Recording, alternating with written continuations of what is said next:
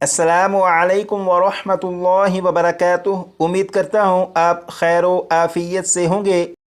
19 सूरतों पर मुश्तमिल हिफ्ज़ व नाज़रा कोर्स की अल्हम्दुलिल्लाह 5 क्लासें मुकम्मल हो चुकी हैं और इन 5 क्लासों में सूरह यासीन की 15 आयात को पढ़ चुके हैं।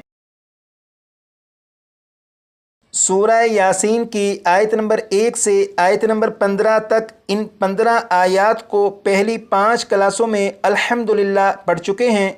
यहाँ पर आपसे एक गुजारिश करनी है कि इन 15 आयात में जो हरूफ मद्दा हैं उन्हें आप अच्छी तरह याद कर लीजिएगा। जैसे यहाँ पर देखें, ये है हरूफ मद्दा। हरूफ मद्दा 3 हैं, अलिफ, वाव, या। अलिफ से पहले ज़बर हो तो अलिफ मद्दा होगा। जैसे यहाँ पर देखें, ये है अलिफ और अलिफ से पहले बा के ऊपर ज़बर है। जब अलिफ से पहले ज़बर है तो ये अलिफ अलिफ मद्दा हुआ।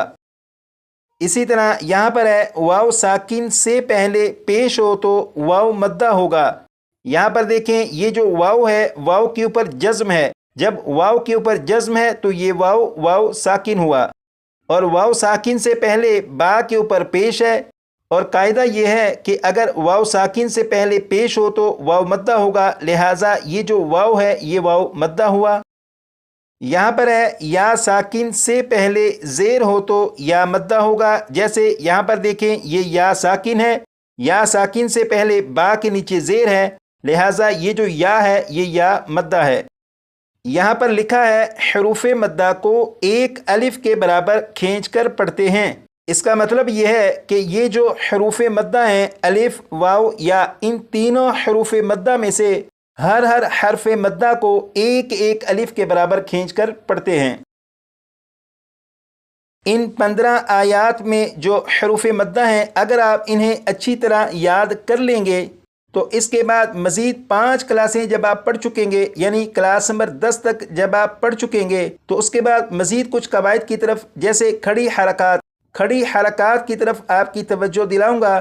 तो इसी तरह हर 5 क्लासों के बाद कुछ ना कुछ कवायद की तरफ आपकी तवज्जो दिलाता रहूँगा। साथ हरूफ तहज्जी की अदायगी की तरफ भी तवज्जो दिलाता रहूँगा। तो इस तरह 4 महीनों में जब आपका ये कोर्स मुकम्मल होगा तो तजवीद के कवायद भी आपको मज़ीद अच्छी तरह याद हो चुके होंगे, हरूफ तहज्जी की अदायगी भी मज़ीद बेहतर हो चुकी होगी।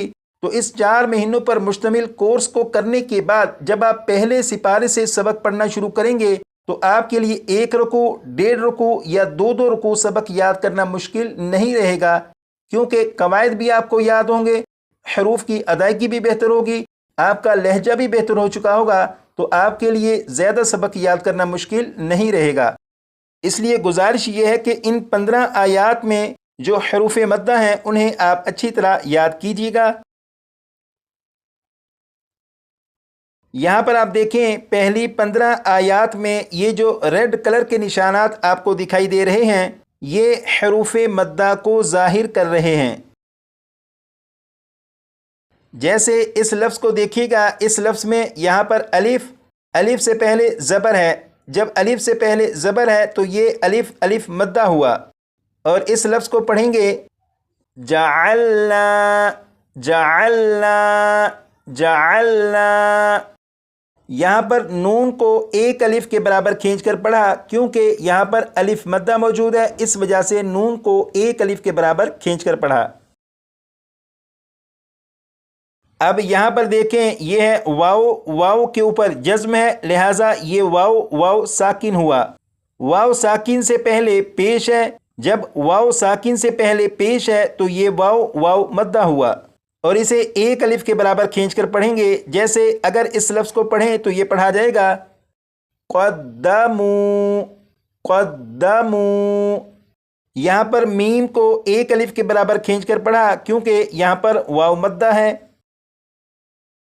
यहाँ पर देखें, ये जो लफ्ज़ है, इस लफ्ज़ में यहाँ पर या साकिन से पहले ज़ेर है, लिहाजा ये जो या है ये या मद्दा है। और इस लफ्ज़ को अगर पढ़ें तो ये पढ़ा जाएगा तंज़ीला, तंज़ीला। यहाँ पर या को एक अलिफ के बराबर खींचकर पढ़ा, क्योंकि यहाँ पर या मद्दा है। تو یہاں پر یہ جو حروف مدہ ہیں انہیں آپ اچھی طرح یاد کر لیجئے گا۔ یہاں پر دیکھیں، یہاں پر الف اور الف سے پہلے میم کے اوپر زبر ہے۔ جب الف سے پہلے زبر ہے تو یہ الف الف مدہ ہوا، لیکن یہاں پر الف مدہ کے اوپر مد علامت موجود ہے۔ اب یہاں پر دیکھیں، یہاں پر بھی الف مدہ موجود ہے، لیکن الف مدہ کے اوپر مد علامت موجود ہے۔ تو یہ جو دونوں الف مدہ ہیں انہیں ایک ایک الف کے برابر کھینچ کر نہیں پڑھیں گے۔ اب یہاں پر دیکھیں، یہ جو لفظ ہے اس لفظ میں یہاں پر واو ساکن سے پہلے پیش، لہٰذا یہ واو مدہ ہوا، اور اس لفظ پر جب وقف کریں گے تو وقف کی حالت میں یہ جو واو مدہ ہے اسے ایک الف کے برابر نہیں کھینچیں گے۔ تو یہاں پر الف مدہ کو اور یہاں پر واو مدہ کو ایک ایک الف کے برابر کیوں نہیں کھینچیں گے؟